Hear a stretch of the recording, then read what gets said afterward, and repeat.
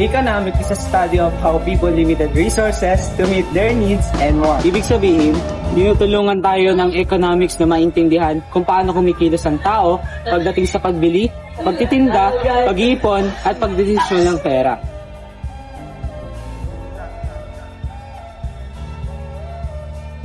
The next concept in social science is demography.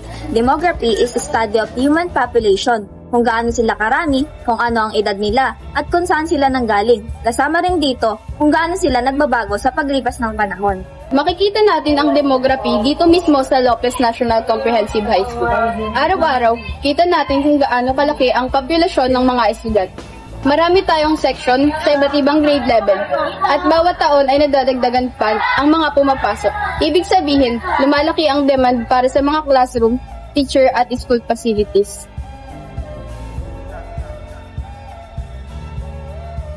Ang sunod naman ay political science.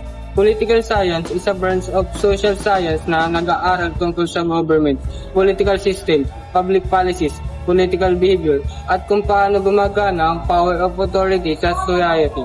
Tinatingnan nito kung paano ginagawa ang mga desisyon, paano nag-govern ang mga leaders, paano nililikha ang mga batas, at kung paano nakikilaok ang mga citizens sa political process. Halimbawa, pamumuno ni Sunny Cuban. Nagpapatupad ng mga programs at project ng LGU. Nag-i-enforce ng mga ordinansa, nag-aasikaso sa public services tulad ng health, education at infrastructure. At nagli-lead para maging maayos at ligtas ang bayan. Dito pumapasok ang isa pang bahagi ng political behavior. Nakiki-cooperate sila sa mga proyekto tulad ng mga water system, cleanliness drive at community events.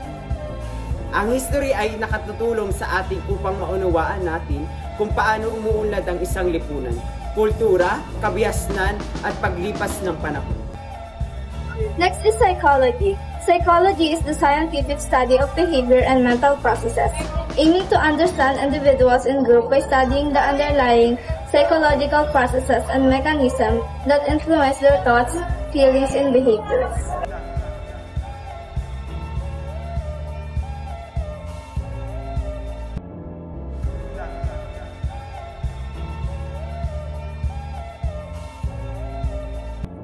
Counseling is a collaborative process in which a trained guides an individual, group, or family to explore challenges, identify goals, and develop effective strategies to overcome difficulties.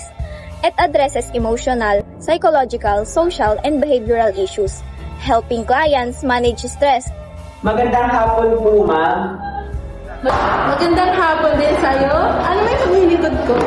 Ang kasi po, ma'am, napipressure po at na-stress po ako sa aking grades. Kasi hindi ko din po alam kung ano siya piliin kong course sa kolehiyo. Course ba na gusto ko o yung course ng ginugusto ng aking pamilya? Mahirap yan, pero mas piliin mo yung nilalaman ng puso mo kung saan ka masaya. Ako nga lang dati, pinipilit ako ng magulang ko noon. Halos ma-pressure ako, pero mas pinili ko pa rin yung nilalaman ng puso ko. Kaya ikaw, piliin mo kung saan ka masaya at kung ano yung mas gusto mo talagang gawin. Hindi yung magpapapektado ka sa mga gusto ng ibang tao para sa course mo. So, bale, tulad mo rin, hirap din ako nun kasi ang gusto ng magulang ko, ibang course. Pinilit man nila ako nun maging nursing. Tingnan mo ako ngayon, naging isang guidance counselor na. Maraming salamat po, Mrs. Alamat. Lahat po ng sinabi niyo sa akin ay tatandaan ko at i-apply ko po sa aking sarili. Maraming salamat din. At ako ay yung maaasahan namin. Yung po sa ulitin po, maraming salamat. In applied social science, social work is a profession that focuses on health, individuals, family, and communities. Improve their well-being circumstance is a practical discipline that applies theories and methods from social science to address social problems. Magandang hapon po, ma'am. Magandang hapon po. Andito po ako para mag-census. Tatanungin ko lang po kung ilan po kayo din sa bahay. Kami po dito ay 8 pamilya po. 8, okay. Ano estado ng buhay nyo? Ang estado po ng buhay namin is yung may makakain na 3 beses sa isang araw. May nag-aaral po ba kayong anak? Yes po, meron po kami nag-aaral na anak. Bali po, ang nag-aaral po pong anak ay 3 at yung 2 po ay hindi na po sila nag-aaral. Napaprovide po naman ninyo yung pangangailangan ng mga anak niyo? Yes naman po, napoprovide naman po namin yung pangangailangan ng aming mga anak. Ang trabaho ko po ay construction worker. Ang asawa ko naman po ay housewife. So, ilan naman po ang kinikita niyo sa isang linggo sa isang buwan? Sa isang linggo po, ang kinikita po namin mag-asawa ay 3,000 po. Tapos, sa isang buwan naman po ay 9,000. Maraming salamat po. Magandang araw po ulit at babalik na lang po kami dito bukas upang maibigay po yung pera galing munisipyo po. Sige po, maraming salamat. Communication, it refers to the use of communication skills and strategies within specific fields of applied social science, such as counseling, social work, and community development. It is focuses on how professionals interact with individuals or groups to understand their needs, provide support, and create positive social change.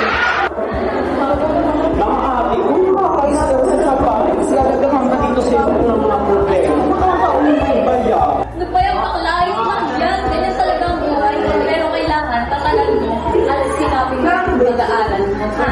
Kaya, Yes, oh my God, mabuti kaso nandiyan kayo. Uy, mas nakasakit ang ulo ko. Alam niyo ba yun? okay lang yan, bakla. Kung kaya namin, syempre kami ko rin. Ay, naku, sana nga, try na lang talaga. Kaya ito mga bestie. Kaya mo yan, bakla. Ikaw ba ba? Yes, kaya. Tara na. So,